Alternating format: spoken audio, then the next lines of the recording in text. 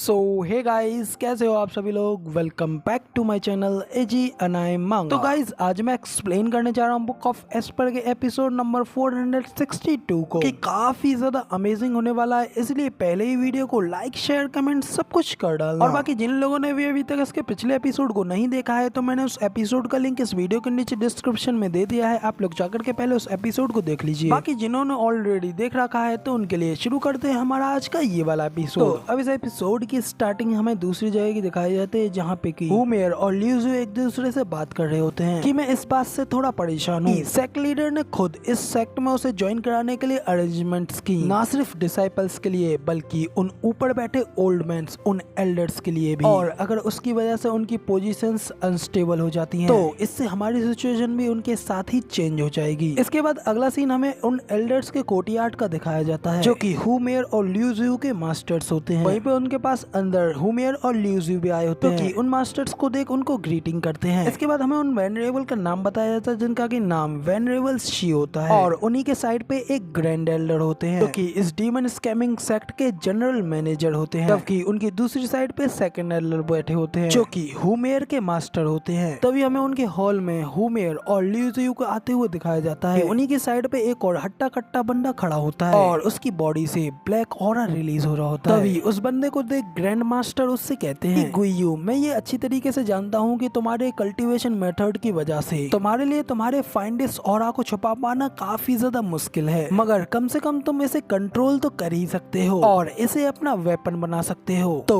Grand master की बात सुन गुइयू कहता है कि आपका शुक्रिया मास्टर, मैं आपकी बात को हमेशा अपने दिल पर रखूंगा। दूसरी ओर वेनरेबल सी ग्रैंड मास्टर की ओर ही देख रहे होते हैं, और फिर कहते हैं कि गुइयू रेडन स्टेज की 7th लेयर पर है, और इसी वजह से वो इनर डिसाइपल्स का हेड है, और यहाँ पे कोई हार्डली ही एलाइट डिसाइपल होगा जो कि गुइयू से फाइट लड़ पाए। दूसरी ओर ल्यूजू भी कहता है कि हाँ, मास्टर बिल्कुल सही कह रहे हैं, हेड सीनियर ब्रदर रिमार्केबल है और उनकी कोई भी मुकाबला नहीं कर सकता। मैं इंतजार नहीं कर सकता हेड सीनियर ब्रदर की मदद से कोई दूसरा फेलो डिसाइपल हमारे एलाइट बनने की राह पर खड़ा नहीं हो सकता। ग्रैंड मास्टर कहते हैं कि इसका कोई इम्पोर्टेंस नहीं है कि गुइयू तुम्हारी मदद कर रहा है, क्योंकि ये सब कुछ तो हमारी अरेंजमेंट्स का ही पार्ट है। हालांकि वेनरेबल सी के पास में काफी सारे एलाइट डिसाइपल्स हैं, लेकिन मैं तो इस बात से परेशान हूँ कि सर गुइयू की तरफ भी देख रहे हैं। तो अब तभी ये सुन वेनरेबल सी भी हंसते हुए कहते हैं कि ये तो नेचुरली है, गुइयू हमारे लिए कई सारी बाधाओं को कम करेगा, और इसने इसके लिए सिर्फ एक एलाइट डिसाइपल की पोजीशन को ही क्लियर किया है। और यहाँ पर हम सभी लोग एक दूसरे की ही साइड पर हैं, तो ऑफ कोर्स हम सभी लोग एक दूसरे की मदद जरूर करेंगे। और सिर्फ इसीलिए मैं ये बिलीव नहीं कर सकता कि वेनरेबल की और वेनरेबल बाई को उनका सपोर्ट करने के लिए इतने सारे अलाइज मिल गए, जिसकी की वजह से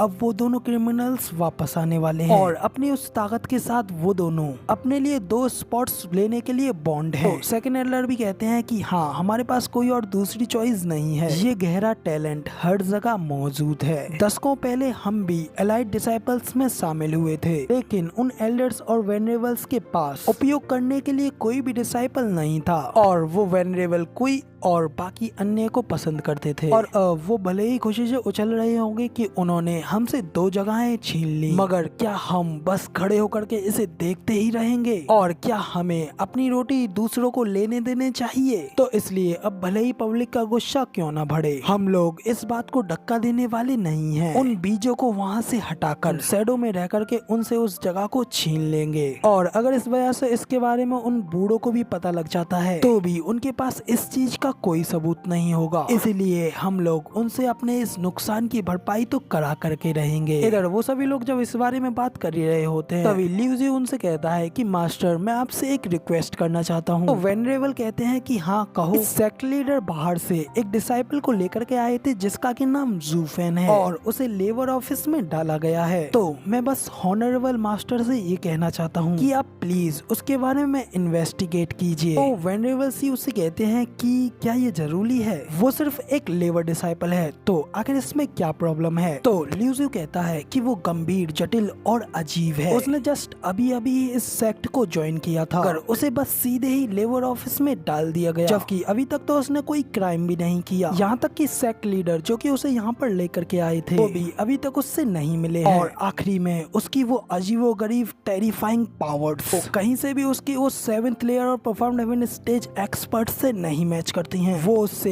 कई गुना ज्यादा हैं और इसी वजह से जूनियर सिस्टर हु मेयर भी उसे हरा नहीं सकी। मास्टर जरूर ही यहाँ पे कुछ न कुछ तो अजीब है, यहाँ तक कि हु मेयर भी उसे हरा नहीं सकी। अब अगर ल्यूजियो की ये सारी बातें सुनने के बाद में वेनरेबल सी भी काफी ज्यादा सीरियसली तरीके से सोच में पड़ जाते हैं और कहते हैं कि फिर तो ये वास्तव में अजीब है और एक इस तरीके की अजीबता जरूर ही कुछ गहराई में छुपाने के लिए वाद्य है। फिर तो ये जरूर ही सेक्ट लीडर का कोई न कोई प्लान है। तो भी ग्रैंड मास्टर वेनरेबल सी से कहते हैं कि वेनरेबल सी, अगर हम इसमें कुछ इंटरफेयर करते हैं फिर तो इससे सेक्ट लीडर जरूर ही हमारे पास आएंगे। आखिरकार हम पिछले कुछ दशकों से कुछ ज्यादा ही ढीठ हो गए हैं। अब तभी वेनरेबल सी भी कुछ सोचते हुए कहते हैं सेक्ट लीडर के मेथड्स बहुत ही ज्यादा क्रूल और कर्निंग हैं। वो ओपनली तौर पर हमारे पास नहीं आएंगे और बस पीछे से ही कुछ चालें खेलते रहेंगे और उनकी इन योजनाओं को सफल होने देना हमारे इस भविष्य को खतरे में डाल देगा। इसीलिए हमें ही पहले स्ट्राइक करके इनिशिएटिव लेना होगा। इससे कोई फर्क नहीं पड़ता है कि वो बच्चा सेक्ट लीडर के प्लान के लिए कितना ज्यादा क्रूशियल, कितना ज्यादा जरूरी है। उससे छुटकारा पाने से हमारे लिए सब कुछ हल हो जाएगा। उसी वक्त ल्यूजियो भी कहता है कि इस सवाल से हटकर रूल्स कहते हैं कि कोई भी एल्डर, कोई भी वेनरेबल, यहाँ तक कि कोई भी लेवर उस डिसाइपल को टच नहीं कर सकता और अगर ये करते हुए कोई पकड़ा गया तो ये एक बहुत बड़ा वायलेशन होगा। वेनरेबल सी कहते हैं कि अगर कोई ये करते हुए पकड़ा नहीं जाता है तो इससे कोई भी वायलेशन, कोई भी उल्लंघन नहीं होगा। इतना कहने के बाद फिर वो ल्यूजियो से कहते हैं कि अब मुझे बताओ कि वो कहाँ है। ल्यूजियो उन्हें बताता है कि मास्टर वो अभी इस समय एंसेस्टर्स के शमशान में है। तो अब इधर ये सुनते ही वेनरेबल सी अपनी बॉडी से सोल बॉडी को बाहर निकालते हैं और उनसे कहते हैं जब तक मैं वहाँ जा रहा हूँ तब तक तुम लोग मेरी बॉडी का ख्याल रखना। इसी के साथ वेनरेबल सी वहाँ से अपनी सोल स्पिरिट के साथ जूफेन की ओर निकल जाते हैं। इसके बाद अगला सीन हमें वही जंगल का सीन दिखाया जाता है कि वेनरेबल सी वही शमशान में आए होते हैं जहाँ पे कि बैठ करके जूफेन अपने आप को कल्टीवेट कर रहा होता है, जबकि वेनरेबल सी वहाँ पे आते ही दूर से उसे देखते हुए कहते हैं कि देखो जरा, इस कमीने बच्चे ने तो यहाँ पे एक बैरियर भी सेटअप किया है। ये कितनी शर्म की बात है, क्योंकि एक इथेरियल स्टेज के एक्सपर्ट के सामने तो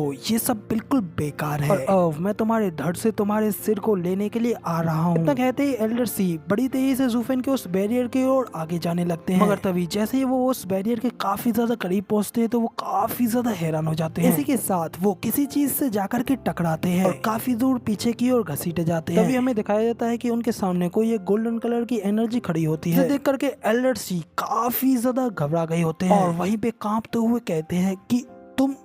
इसी के साथ वो बड़ी तेजी से वहां से अपनी जान बचा करके भागने लगते हैं। मगर अब इसी सीन के साथ हमारा ये वाला एपिसोड यहाँ पे पूरी तरीके से कंप्लीट हो जाता है। और आखिर एल्डर सी के सामने ऐसी क्या चीज आई थी जिसकी की वजह से एल्डर सी इतने ज्यादा घबरा गए, इस सब के बारे में तो अब आप लोगों को अगले एपिसोड में ही पता चलेगा, जो कि आप लोगों को कल देखने को मिलेगा। फिलहाल वीडियो पसंद आई हो तो यार एक लाइक कर देना, साथ ही कमेंट करके जरूर बताना कि आपको हमारा ये वाला वीडियो का एक्सप्लेनेशन कैसा लगा। और चैनल पर नए और आगे भी ऐसी अमेजिंग वीडियोस को देखना चाहते हो तो इस चैनल को सब्सक्राइब जरूर से कर देना। शुक्रिया।